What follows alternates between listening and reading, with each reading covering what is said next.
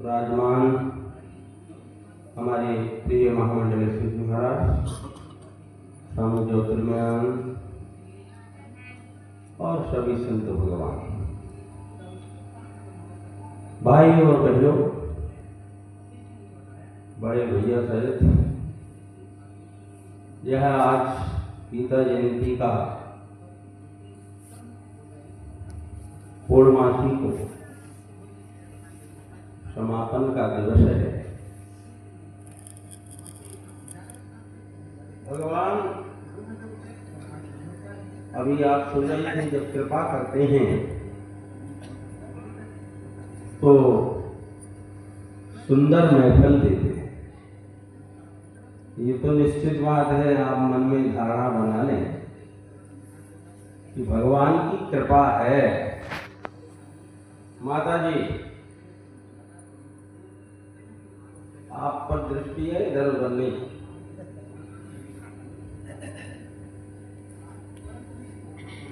उसमें भैया जी की जो शायर थी, उसमें बड़ा दर्द, गरीबों की महफिल। अच्छा, आप मांग रहे हैं गरीबों की महफिल, और भगवान का क्या नाम है बताओ बड़े भैया? दीनदयाल, गरीब निवास है। ये बात गरीब निवास, गरीब ही प्रिय है। भक्ति से तो जो लबालब भरा हुआ है, पर भौतिकता से जो दूर है, दुनिया में उसी को तो गरीब कहते हैं जिसके पास भौतिक सामान नहीं।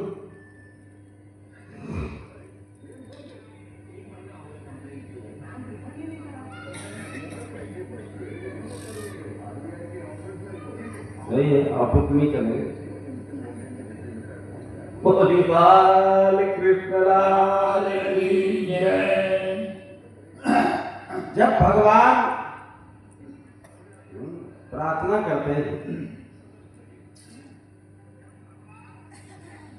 मैंने कल कहा था, जब भक्ति से ओतप्रोत हो जाता है, जो परमात्मा में ही जिसका चित्त समाहित हो जाता है, जितात्मा प्रशांतस्या परमात्मा समाहिता शीतोष्ण सुखदुःखेषु तथा मानापमानयोः।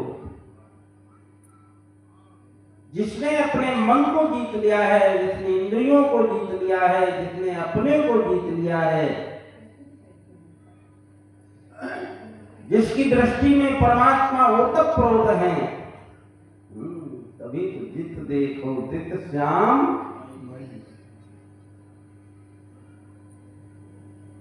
सब रंगन में श्याम भरो।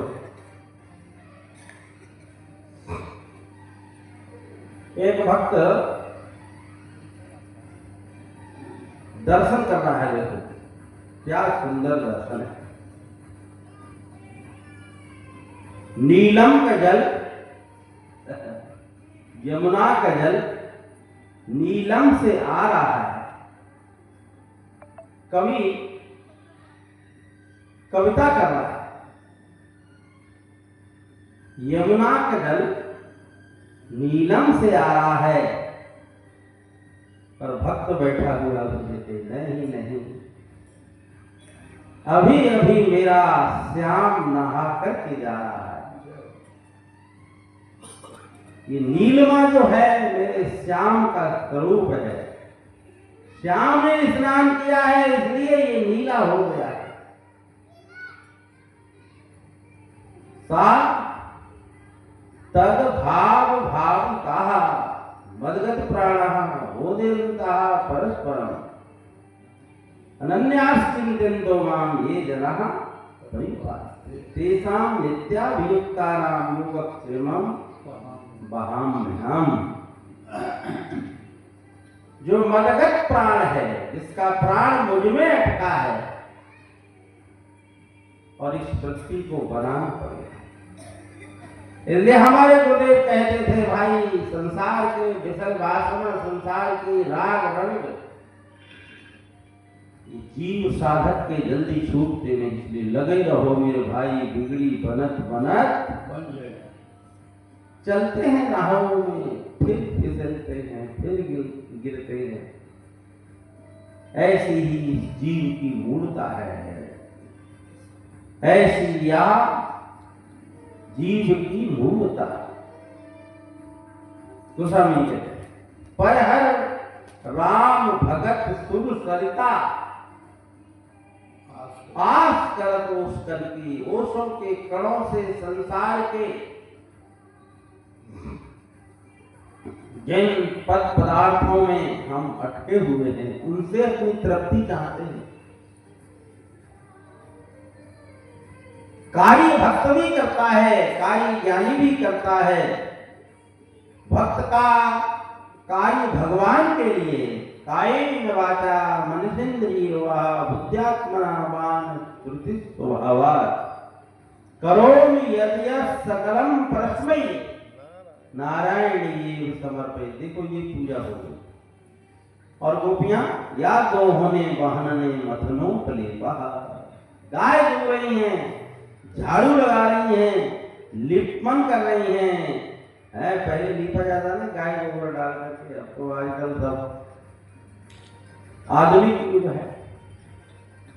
तो उनकी जो क्रिया है वो भगवान के लिए है, परमात्मा के लिए है। उनकी दृष्टि परमात्मा में समाहित है।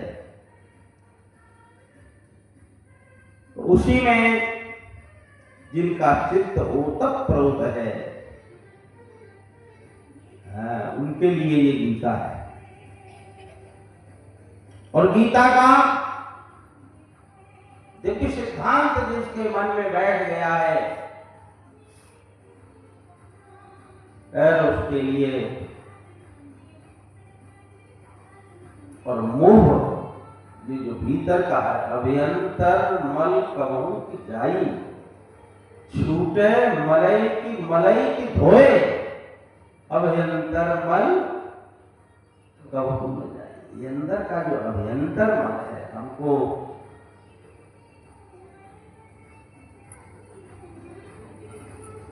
अनिच्छन्न पिवास में बड़ा गतिवियोग, इच्छा न होने पर भी वार वार जो है यही सब चिंतन करता है, यही सब संसार उसको दिखाई देता है। कसमल यह जो तुम्हारे अंदर आया है, यही अर्जुन के मन में भी बैठ गया। इस विषम परिस्थिति में जहां सेनाएं एक दूसरे के लिए मारने काटने की भावना में उलझे हुए हैं, वहां अर्जुन ने जब देखा, अरे मैं जिनके लिए यह राज्य प्राप्त करना चाहता हूं, जिनके लिए मैं युद्ध करना चाहता हूं और जिनसे मैं युद्ध करना चाहता हूं,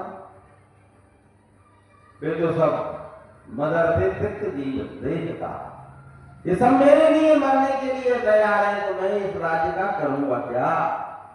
बड़ी सुंदर दलील दी है भगवान नंदनंदन यशोदानंदन। देखते हैं ये विषम परिस्थिति में तुमको अतदार्थ ज्ञान कैसे हो गया है? जो ज्ञान जिस भावना को तुम लेकर के युद्ध क्षेत्र में उतरे हो, यदि तुम यहां से हट गए तो भी तुम्हारी दुर्गति होगी, क्योंकि तुम क्षत्रिय हो, तुम्हारा स्वभाव है। उसने दलित दिया कि मैं भिक्षा करके खा लूंगा, तो भिक्षा क्षत्रिय के लिए थोड़ी नहीं है। भिक्षा तो हमारे साधु संत महात्माओं के कर्तव्य में आती है। भिक्षा चतुर्वर्णेषु, ऐसा वर्णन है। हमारे गुरुदेव महाराज परमार्थ निकेतन में रहते थे, तो टहलने जाते थे, शाम के वक्त अन्न क्षेत्र में रोटी पड़ती, तो महाराज जी भी अपना हाथ फैला देते, भैया। तो लोग तो महाराज जी मंडली से महाराज और फिर परमार्थ निकेतन के संस्थापक अध्यक्ष सब कुछ थे, तो थाली है ना, थाली नहीं, हाथ में दो भिक्षा। कहते थे भिक्षा मांगने से भीतर से अहंकार मिट जाता है। और दो रोटियां जो है लेकर के आए, एक गरीब था, उसको एक एक रोटी दे दी, बड़ी प्रसन्नता से उसने खाई। महाराज खड़े रहे हो,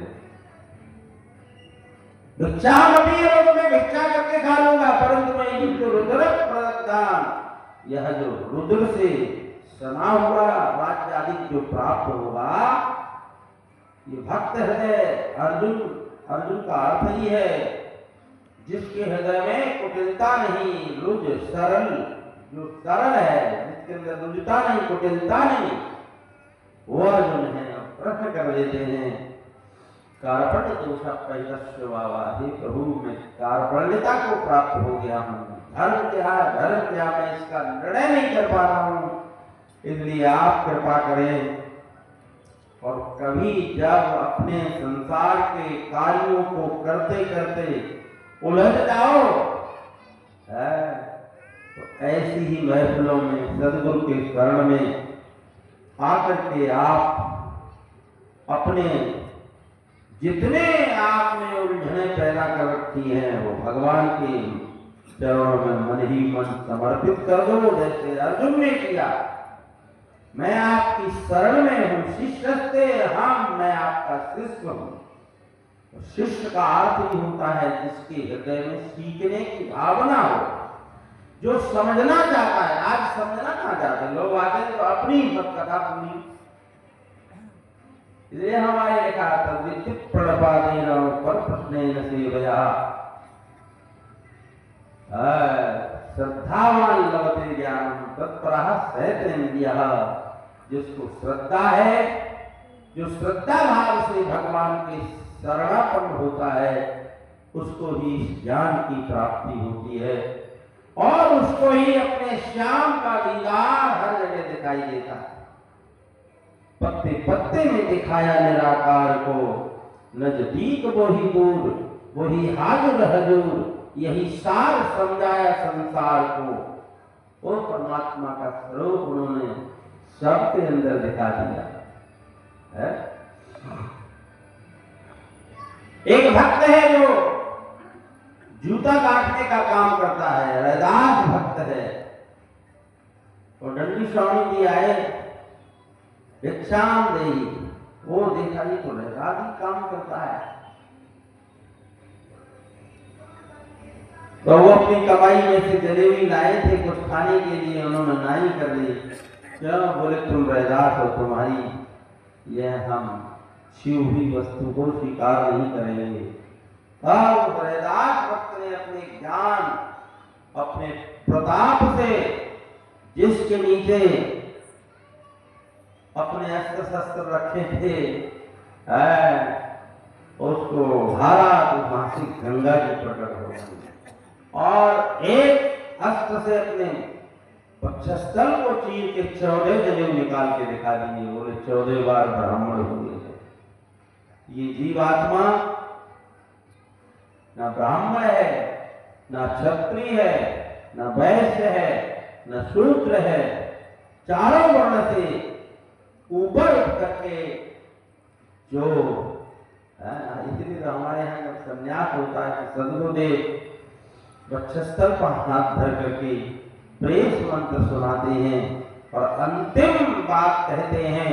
वो प्रेस मंत्र में नहीं सुनाऊंगा, अंतिम बात कहते हैं कि आज से मेरे हृदय में जो भी ज्ञान है, मेरे हृदय में जो भी ऊर्जा, मेरे मन में जो भी ऊर्जा मेरे शिष्य के अंदर भर जाए। जिस समय वक्षस्थल पर हाथ रख करके गुरुदेव यह मंत्र सुना रहे थे और इस भावना से बोल रहे थे, मेरे आंख में आंसू आया। संसार के माता पिता संपत्ति ले सकते हैं, परंतु अध्यात्म शक्ति तो सच्चे सदगुरु भी प्रदान करते हैं। और वही कार्य श्री कृष्णम वंदे जगद्गुरु, वो कार्य किया और अर्जुन में जो है तैयार हो गया। कर्म क्षेत्र में प्रकाश से सफल हुए। हमको और आपको भी इसी तरीका से हाँ रहना चाहिए और भगवान की भक्ति में लगे रहो। भाई बिगड़ी बनत बन जाई। एक दो लाइन सुनाऊंगा भी, 3 मिनट है, बिल्कुल ऊपर नहीं जाऊंगा। स्वामी तो दानी अगले साल के लिए हम अभिदान कर रहे।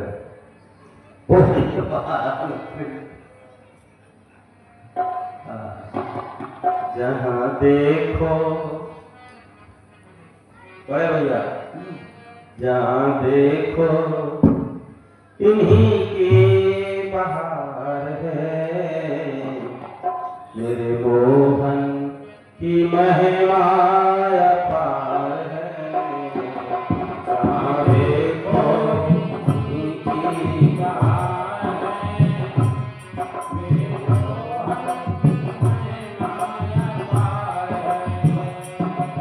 पवन बनकर गलियों में खिला रहे, पवन बनकर गलियों में खिला रहे, पवन बनकर गलियों में खिला रहे,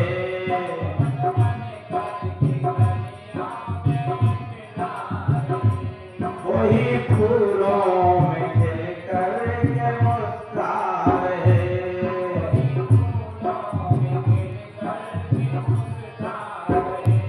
सारा गुलशन इसी से गुलजार है, सारा गुलशन इसी से गुलजार है। मेरे मोहन की माया पार है, सारा गुलशन इसी से गुलजार है। मेरे मोहन की माया पार है। कहीं रंगों को राजा बनाता फिरे, कहीं रंगों को राजा बनाता फिरे, कभी राजा उधर दर घुमाता फिरे, कहीं राजा उधर दर घुमाता फिरे। लीला अपरंपार है, लीला मेरे मोहन की महिमा अपार है, मेरे मोहन की महिमा अपार है।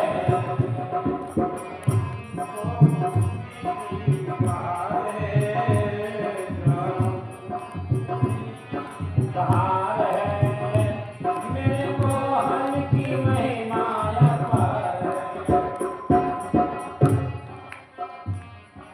प्राण बन करके जो नेत्र पालन करे, प्राण बन करके जो नेत्र पालन करे, कालत्रम में जो जगत भास्कर यत्रम यश्चंद्रमसि यज्ञागमहु तत्ते जो विद्यमानकम।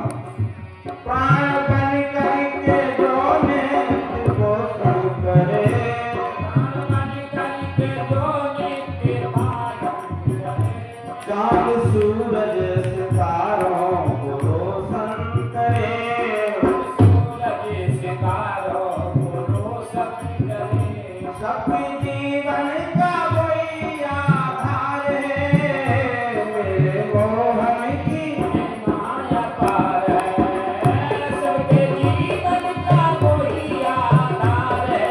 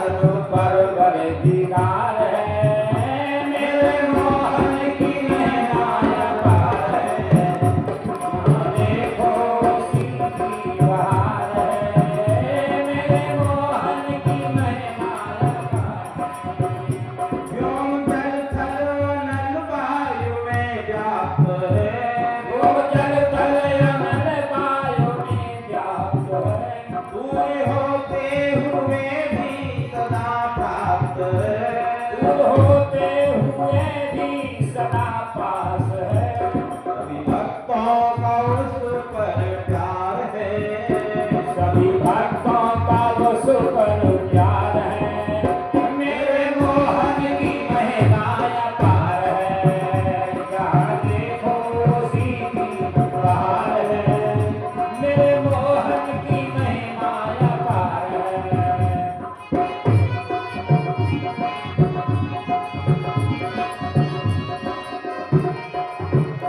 गोपाल कृष्ण लाल की जय। मैं नहीं मेरा नहीं, यह तन किसी का है दिया। जो भी मेरे पास है वह धन किसी का है दिया। देने वाले ने दिया, वो भी दिया किसी शान से। लेने वाला कह उठा यह मेरा है अभिमान से। मैं मेरा यह कहने वाला मन किसी का है दिया। मैं नहीं मेरा नहीं यह तन किसी का है दिया। जो मिला है वो हमेशा पास रह सकता नहीं। कब बिछुड़ जाए ये कोई राज कह सकता नहीं। मैं मेरा यह कहने वाला साधना की राह पर साधन किसी का है दिया। मैं नहीं मेरा नहीं यह तन किसी का है दिया। तो क्या करें कि तन से सेवा और खोज अपनी और प्रीति प्रभु से कीजिए। जिंदगी एक राज है यह जानकर जीजिए।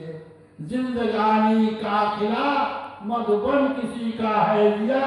मैं नहीं मेरा नहीं यह तन किसी का है दिया। बोले श्री राधा माधव सरकार की जय। अब मैं परम पूज्य परम आदरणीय श्री 108 श्री स्वामी महामंडलेश्वर जी महाराज के पावन चरणों में प्रार्थना करूंगा कि वो अपनी पावन वाणी का प्रसाद हम लोगों को देने की कृपा करें। बोलिए श्री सीताराम नाम महाराज की जय।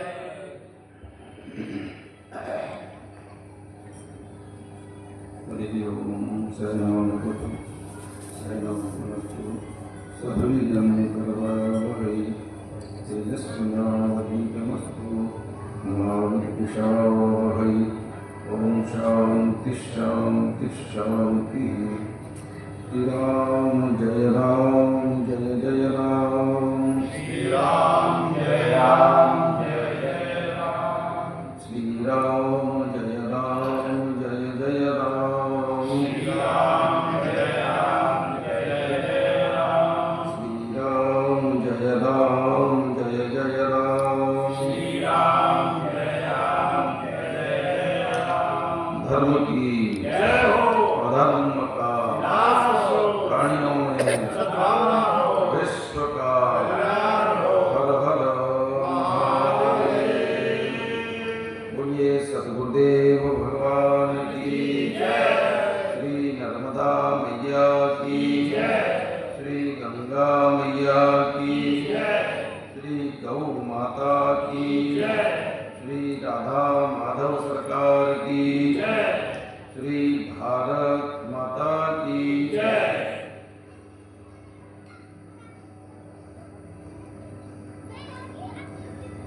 गीता जयंती के पावन इस कार्यक्रम में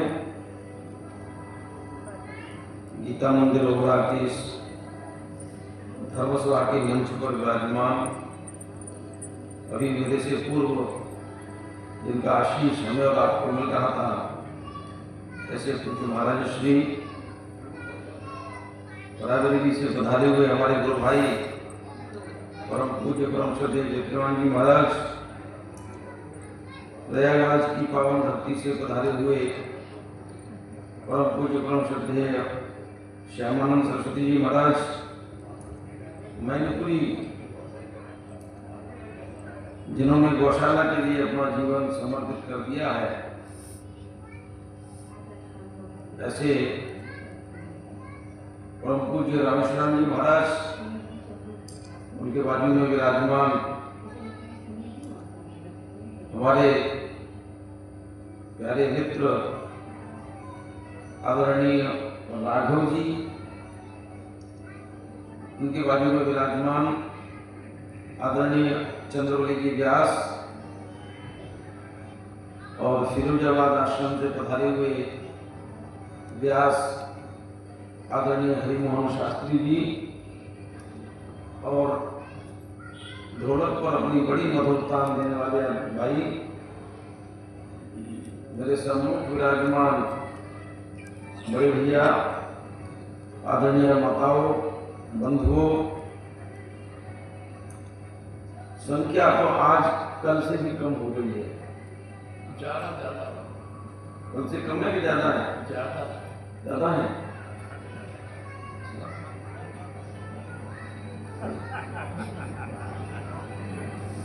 आपकी दृष्टि बहुत अच्छी है। नहीं महाराज, दृष्टि नहीं है तो जाने में हर चीज सिक्योरिटी है ना, तो सब सिक्योर करेगी, जनता भी सिक्योर करेगी। नहीं, ऐसा नहीं है। भीड़ प्राइमरी स्कूलों में बहुत ज्यादा है, लेकिन जब हम ग्रेजुएशन में जाते हैं तो MBA क्लास हो, MBBS के क्लास हो, IIT हो, तो वहाँ पर सरकार कॉलेजेस में निश्चित सीटें कर देती है। किसी कॉलेज में 100 सीटें हैं, किसी में 70 हैं, किसी में 80 हैं। तो जो ओबरा गीता मंदिर के इस पवित्र सदन में जितने भी श्रोता विराजमान हैं, ये प्राइमरी की भीड़ नहीं है,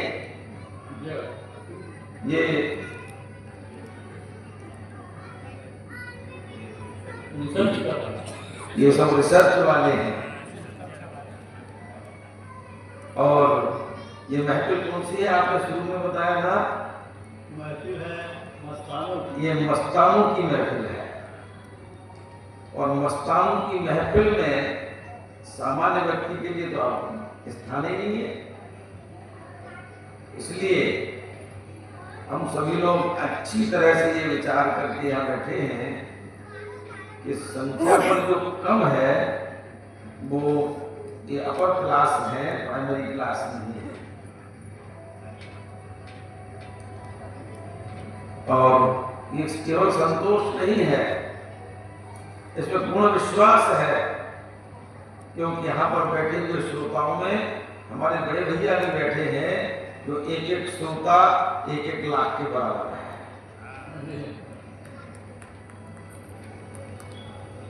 इस दृष्टि से जब हम देखेंगे सूक्ष्म दृष्टि से, तो इस मस्तानों की महफिल में हमें कई लाख श्रोता दिखाई देंगे।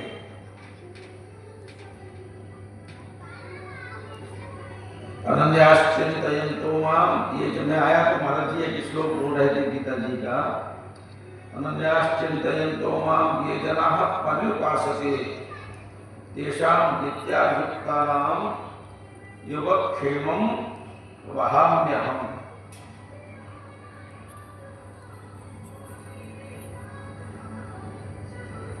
जो भगवान का ये वरद है, जो मेरा अनन्य भाव से चिंतन करता है, जो अनन्य भाव से मेरी उपासना करता है, जो मेरे शरणागत है, मैं उसके योगक्षेम का वहन करता हूं। और वहन का क्या अर्थ है? वहाम्य हम, अहम वहामी, माने योगक्षेम। आचार्य ने कई अर्थ किए हैं। हमारे पास जो वस्तु नहीं है उसको प्राप्त कराना और प्राप्तव्य वस्तु की रक्षा करना, वस्तु को प्राप्त कराना ये योग कहलाता है, और प्राप्तव्य वस्तु की रक्षा करना ये क्षेम कहलाता है। मेरे चिंतन में एक बात और आई भैया, भगवान अपनी भक्ति की स्फुरना अपने भक्त के हृदय में पैदा कर देते हैं। ये योग है और वह भक्ति निरंतर टिकी रहे इसकी व्यवस्था भी भगवान करता है, ये क्षेम है।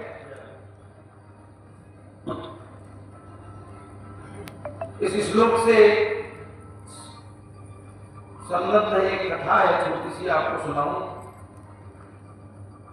आचार्य जगन्नाथ मिश्र जगन्नाथपुरी में विराजे हैं, संस्कृत के उद्भट आचार्य हैं और गीता जी पर हजारों हजार टीकाएं लिखी हुई हैं, लेकिन आचार्य जगन्नाथ मिश्र भी गीता जी पर एक टीका लिख रहे हैं। और गीता जी पर टीका लिखते लिखते योगक्षेम का आपको मैंने बता दिया। वहां में उनका मैंने पूछा तो बड़े भैया ने इशारा करके बता दिया कि जो धोखे ले जाता है। भगवान कहता है कि मैं अपने भक्त के लिए योगक्षेम का वहन करता हूं। वहन का मतलब है मैं अपनी खोपड़ी पर ढो करके उसके घर तक ले जाता हूं। तो वहां भी मैंने ढोना। आचार्य जगन्नाथ जी के समक्ष जैसे ही ये श्लोक आया, अनन्याश्चिन्तयन्तो मां ये जनाः पर्युपासते तेषां नित्याभियुक्तानां योगक्षेमं वहाम्यहम्। तो पूरा श्लोक बिल्कुल ठीक है। उनको लगा कि परमात्मा कैसा है, कर्तुम अकर्तुम अन्यथा कर्तुम समर्थः। परमात्मा तो सर्वसमर्थ है, भला वो अपनी खोपड़ी पर ढोकर के क्यों ले जाएगा। ये वहाम्यम शब्द उनको खटक गया। जो परमात्मा कर्तुम अकर्तुम अन्यथा कर्तुम समर्थ है, वो अपनी खोपड़ी पर ढोकर के क्यों ले जाएगा। ऐसा लगता है कि किसी श्लोक में कहीं मिस्टेक है, मिसप्रिंट है। तो उन्होंने वहाम्यहम की जगह वहामी की जगह ददामी कर दिया।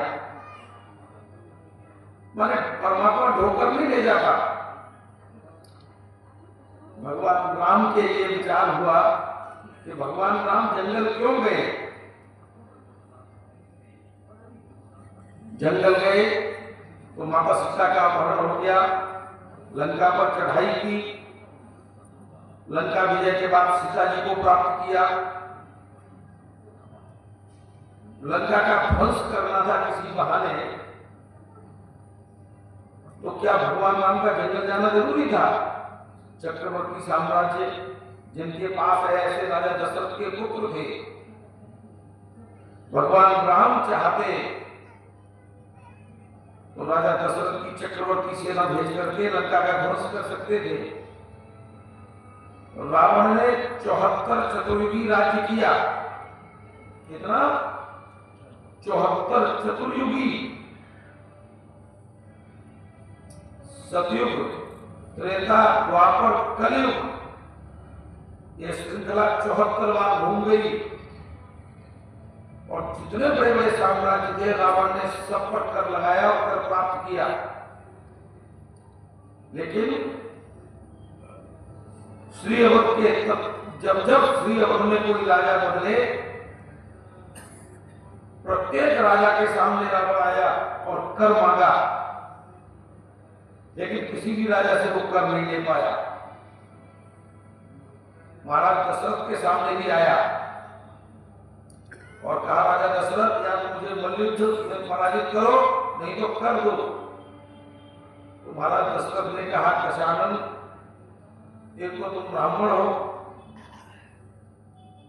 और दूसरा तमाम पक्षियों के तुम्हारे पंख निकले हुए हैं, और तीसरा तुम वृद्ध हो, मैं युवा हूं।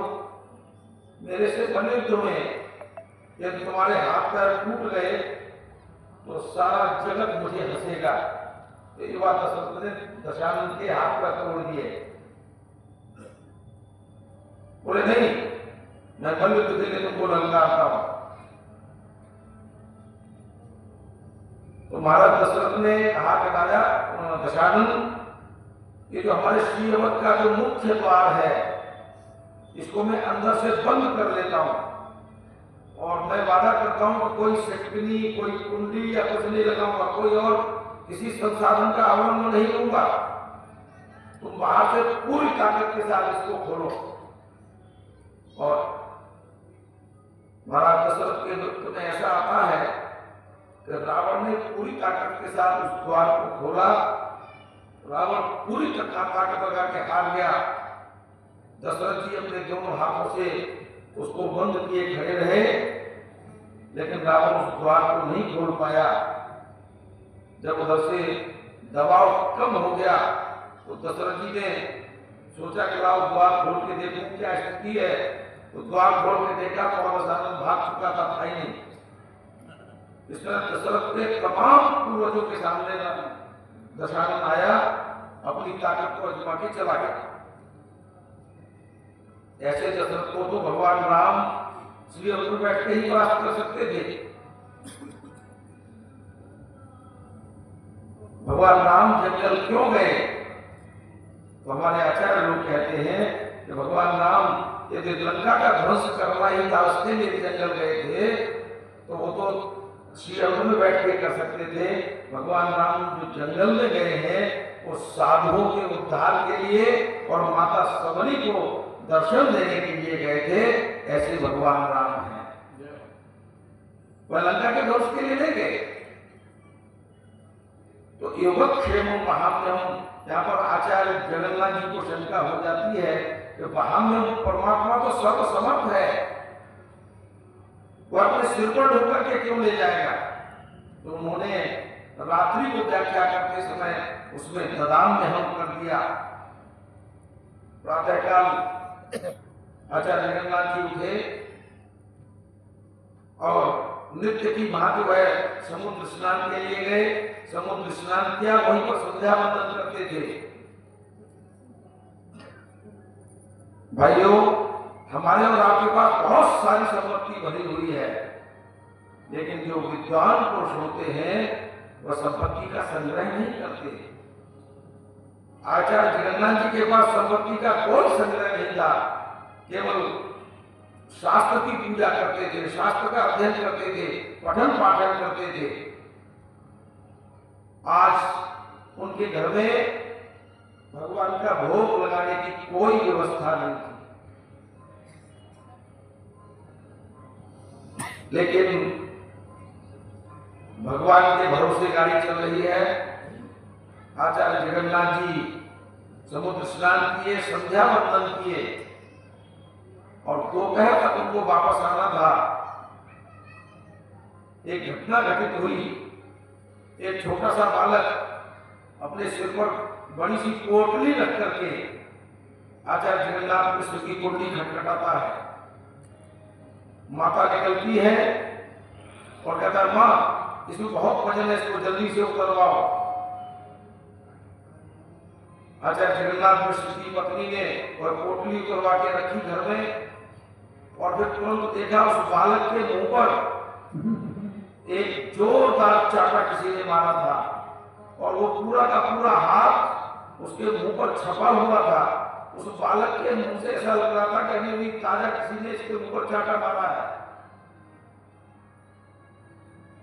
और माता द्रवित हो गई, इस बच्चे को पकड़ा का, बेटा ये 5 उंगली तेरे गाल पर छपी हुई है, ये किस दुष्ट ने तेरे मुंह पर चाटा मारा है? क्या बात थी, तुमने क्या गलती कर दी? तो बालक कहता है, माँ ये पंडित जी ने मुझे चाटा मारा है। बोले क्यों? बोले ये मुझे पता नहीं। और इतना कहते अपना हाथ छोड़ा के वह बालक उनके घर से बाहर निकल के चला गया। आचार्य पत्नी ने पोटली खोली, उसमें पूरी राशन, आज पंडित जी के घर में कोई राशन नहीं था, भगवान के भोग लगाने की भी व्यवस्था नहीं थी।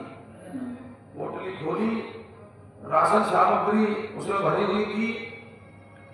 आचार्य पत्नी ने उसमें से राशन निकाला, भगवान का भोग तैयार करती जा रही है, गुस्सा होती जा रही है। सठिया गए हैं, जैसे ही आ जाएंगे तो उनकी खबर ले ली हूं, छोटे बच्चों को इतनी जोर से मारा है। पंडित जी दोपहर के समय अपने घर में आए, बड़े चिंतित थे कि आज तो भगवान का भोग लगाने की कोई व्यवस्था है ही नहीं। घर में घुसे, जैसे ही घर में घुसे तो आचार्य पत्नी एकदम फायर हो गई, खूब डांटा, तुम्हारी बुद्धि सठिया गई है, बच्चों पर ऐसे हाथ चलाया जाता है, और फिर इतनी बड़ी पोटली उसके सिर पर रख दी। अरे वो पंडित आचार्य पत्नी ने ये समझा वह पोटली ला नहीं पा रहा था, इसलिए उन्होंने पर पिटाई की है, खूब चिल्लाई।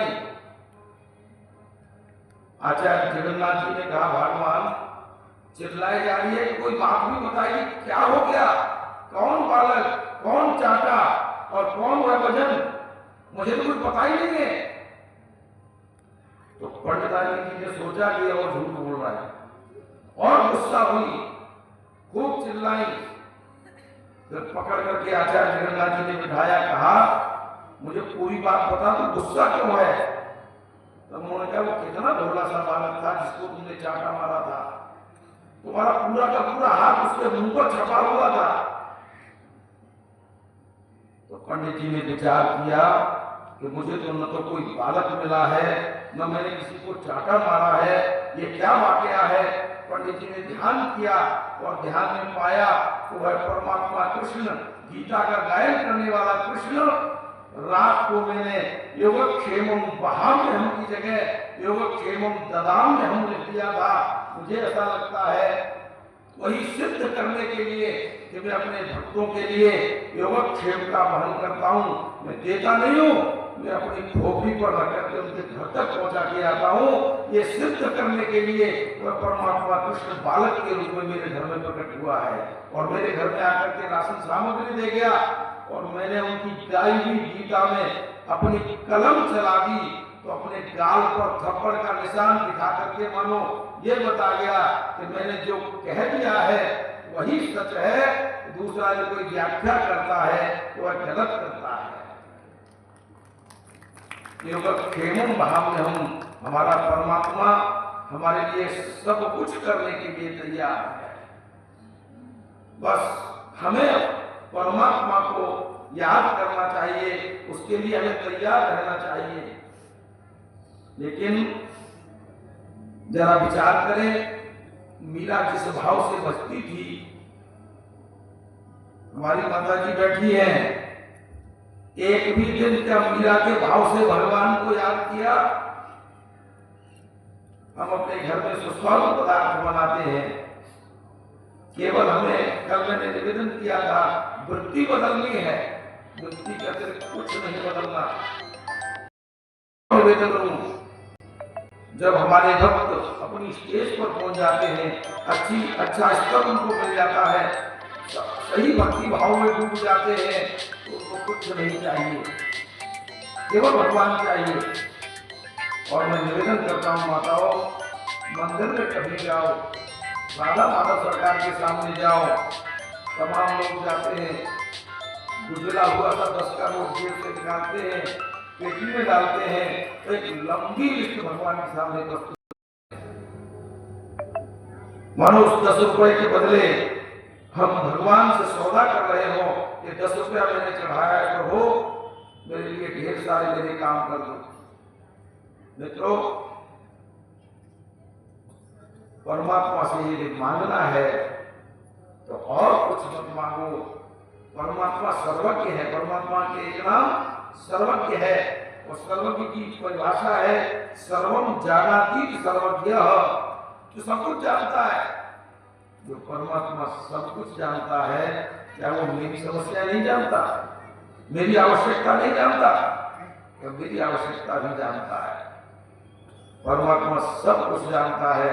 परमात्मा से और कुछ प्राप्त मत करो, परमात्मा के सामने जाओ, मंदिर में दर्शन करने जाओ तो मंदिर में राधा माधव से मांगना है तो मंदिर में राधा माधव से राधा माधव को मांग लो, भगवान से भगवान को मांग लो। प्रभु कभी मेरे आंगन में भी कौशल्या की तरह ठुमक चलत रामचंद्र बाग चलते जनिया, ये करके दिखाओ। कभी कर्माबाई बन के देखो माताओं, अपने गोद में बाल कृष्ण को बिठा करके नित्य खिचड़ी खिलाती थी। एक दिन एक साधु बाबा ने देख लिया, साधु बाबा उनके दरवाजे पर आए, देखा हे त्रिलोकी का अधिष्ठाता कर्माबाई स्नान भी नहीं की है, बच्चे को भूख लगी थी, जल्दी जल्दी खिचड़ी बनाई, बिना स्नान किए। भगवान की भक्ति में कोई नियम नहीं, कोई मर्यादा नहीं। भाव का भूखा होने और भाव ही बसार है, भाव से मुझको भजे बस उसका बेड़ा पार है। एक साधु बाबा ने देखा कर्माबाई की गोद में त्रिलोकी का अधिष्ठान बैठकर खिचड़ी खा रहा है। साक्षात जगन्नाथ के बालक कर्माबाई का नृत्य जाते थे, पहुंच जाते थे, वह बेचारी झाड़ू बहारू नहीं कर पाती थी, जल्दी से बालक के खिचड़ी बना देती थी और अपने हाथ से खिचड़ी खिलाती थी। क्या भाग्य था कर्माबाई का। साधु बाबा ने जब भगवान चले गए, साधु बाबा ने कहा कर्माबाई तू क्या कर रही है? साक्षात जगन्नाथ तेरी गोद में आकर के खिचड़ी खाता है और तू बिना नहाए खिचड़ी बनाती है, तेरे घर में झाड़ू बहारू नहीं लगा। दूसरे दिन कर्माबाई ने बढ़िया घर को साफ किया, चौका चूल्हा को लीपा, खिचड़ी बनाई, मेरा बालक आने वाला होगा। भगवान आए बालक के रूप में, लेकिन खिचड़ी बनाने में देर हो गई। खिचड़ी बना करके भगवान को गोदी में बैठा करके खिला रही थी, इतने में मंदिर खोलने का समय हो गया। पुजारी ने घंटी बजा दी और कपाट खोल दिए। जगन्नाथ मंदिर में भगवान कर्माबाई की गोदी से गायब हुए और मंदिर में जाके विराजमान हो गए। लेकिन आज पुजारी ने एक अलग नजारा देखा। भगवान के मुंह में खिचड़ी लगी थी, रोजाना कर्माबाई बालक को खिचड़ी खिलाती थी। खिचड़ी खिलाने के बाद में बढ़िया पानी से मुंह पोंछ धोती थी, मुंह पोंछती थी, उसके बाद वह बालक विदा होता था। लेकिन जैसे ही मंदिर खुला, भगवान मंदिर में पहुंच गए और पुजारी ने देख लिया कि ये क्या नजारा है, भगवान के मुंह में खिचड़ी लगी है। उस समय के पुजारी भी विलक्षण पुजारी हुआ करते थे। हमारे कलयुग में रामकृष्ण परमहंस भी पुजारी हुए हैं। दक्षिणेश्वर काली से डायरेक्ट बात होती थी, कोई बात होती थी, माँ से पूछते थे माँ ये क्या है, और पत्थर की माँ उनको जवाब देती थी। ये पुजारियों की महिमा रही है। उस समय के तत्कालीन पुजारी जो भी रहे हों, उन्होंने भगवान से पूछा ये क्या माजरा है, ये मुंह में कहां से खिचड़ी लगी है? तो भगवान ने कहा पुजारी मेरी माँ मुझे नित्य खिचड़ी खिलाती है, तू मुझे तमाम मोहन भोग खिलाता, मेरा पेट नहीं भरता, इसलिए मैं कर्माबाई के यहाँ नित्य जाता हूँ। लेकिन एक साधु बाबा ने आके आश्रम गड़बड़ कर दिया, मेरी माँ को तमाम उपदेश दे गया। मेरी माँ इतने उदास भाव से खिचड़ी खिलाती थी, उस साधु बाबा आ गया, उसने घंटा ढाल कर दिया, पुजारी तू मेरी बात मान, मेरी माँ को बोल दे कल तक मुझे खिचड़ी खिलाती, उसी परंपरा में मुझे खिचड़ी खिलाए। बड़े भैया जगन्नाथ जी के मुख्य पुजारी गए, कर्माबाई को गया और कहा माँ त्रिलोकी का अधिष्ठान आते रहे, आपकी खिचड़ी खाता है और तू कल तक जैसे खिचड़ी खिलाती थी उसी तरह से खिचड़ी खिला। बताओ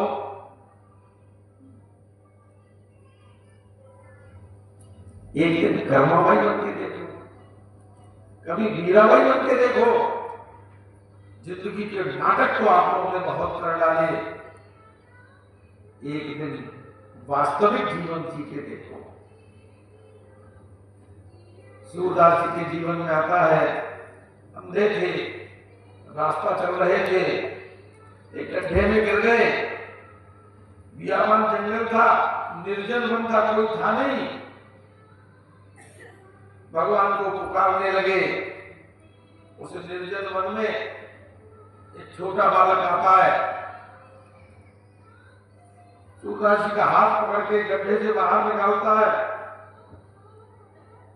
और कुछ ऐसी कटु बातें कहता है वो बालक कि सूरदास जी भगवान को पहचान बने। सूरदास जी ने सोचा ये निश्चित मेरा कन्हैया है, गड्ढे से बाहर जब निकाल के बाहर करेगा तो मैं तुरंत इसका हाथ पकड़ लूंगा और इतनी जोरदारी से हाथ पकड़ूंगा कि जीवन में कभी हाथ नहीं छोड़ूंगा। लेकिन भगवान बहुत सावधान थे, गड्ढे से बाहर आके हाथ झटक दिया बाबा का और कहा बाबा सीधे रास्ते चलाकर, नहीं फिर गड्ढे में गिर जाएगा। सूरदास जी ने निवेदन किया, कन्हैया एक बार अपना हाथ मुझे पकड़ा दे। भगवान ने कहा नहीं नहीं जाओ। कहां, कौन कन्हैया, कहां का कन्हैया? झिटकने लगे। तो सूरदास जी ने जो चैलेंज किया है, माताओं, वह भारत का संत ही चैलेंज कर सकता है, कोई भारतीय भक्त ही चैलेंज कर सकता है। ऐसा चैलेंज न तो आज तक किसी ने किया, आगे की क्या उम्मीद करें। सूरदास जी ने कहा तो बात तो आए जात हो, निबल जाने के मोए, मैं अंधा हूँ, बूढ़ा हूँ, निर्बल हूँ, इसलिए मेरा हाथ छुड़ा के जा रहे हो। कन्हैया हाथ छुड़ाए जात हो, निबल हृदय से जब जाओगे तो सबल बदलूंगा तोय। अरे परमात्मा जो सृष्टि का रचयिता है उसको भी चैलेंज कर दिया कि तू अपने को बहुत बड़ा बलवान मानता है। अरे मेरा हाथ छुड़ा दिया, मेरे हृदय से निकल के बता, तब मैं तुझे सबल बदलूंगा। कभी मन करो सूरदास बन के देखो, कभी तुलसीदास बनने का मन बनाओ, कभी कौशल्या अम्मा बनने की सोचो, पूरा जीवन निकल गया। कभी संकल्प लो, अब लो नसानी, अब ना नशे हो, पूरा जीवन निकल गया। इस संसार में ही मरते पसते रहे हम लोग, संसार से बाहर आने की नहीं सोची। जो संसारी हमको खूब गरियाते हैं, खूब दुत्कारते हैं, 24 घंटे भला बुरा कहते हैं। सास बहू से झगड़ रही है, बहू सास से झगड़ रही है। कोई भी कथावाचक आ गया तो कोई कथा आज तक छोड़ी नहीं। कोई भी संत आ गए तो उनकी भी पगधूली लिए बिना हम रहे नहीं। लेकिन जरा विचार करो कि आज तक क्या हम ठीक से कथा सुन पाए? तमाम कथाएं सुननी और सुन के पटक दी। महाराज परीक्षित ने केवल एक ही कथा सुनी थी। जब महाराज परीक्षित शुक्राचार्य के पास जाते हैं, अत्यंत भयभीत हैं, मुजफ्फरनगर में शुक्रताल में बैठ गए। भगवान शुक्राचार्य आए और उनसे तमाम प्रश्न कर डाले, और गात्र शिथिल है, कंपित है, मेरा दुर्मरण होने वाला है। जिनका दुर्मरण होता है उनका मोक्ष नहीं होता, भगवत धाम नहीं मिलता उनको। अत्यंत भयभीत हैं। लेकिन विचार करो, केवल एक कथा सुनने के बाद 7वें दिन भगवान शुक्राचार्य कहते हैं, राजा परीक्षित, ऋषि का शाप है, सर्प आना ही चाहिए। मैं जब तक बैठा हूं तब तक तक्षक तेरा कुछ बिगाड़ने वाला नहीं है। मैं चाहता हूं ऋषि का शाप तुमको स्वीकार करना चाहिए। मैं यहां से विदा होता हूं, लेकिन तुमको कैसा लग रहा है? सर्प आएगा और तुमको काटेगा, क्या तुम भयभीत हो?